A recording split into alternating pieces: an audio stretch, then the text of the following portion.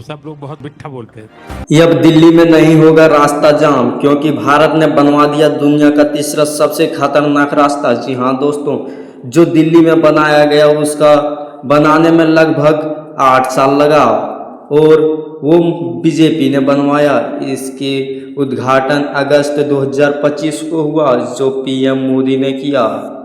मोदी ने यह भी कहा कांग्रेस ने बीजेपी को वोट चोरी का झूठा आरोप लगा रहा है। उसके बीच नरेंद्र मोदी ने कुछ वादे का भी बात किया। उसने कहा हमारे 140 करोड़ देशवासियों का वादा नहीं तोड़ेंगे हम। यहाँ सवाल बहुत सारा आता है, नरेंद्र मोदी किस वादे की बात कर रहे हैं? कहीं वोट चोरी का तो नहीं? ये बातें सभी भारतवासियों को चुभ गई है। किसी को यह नहीं पता किस वादे की बात कर रहे हैं नरेंद्र मोदी। आपने उत्तर प्रदेश के सिवाय कितने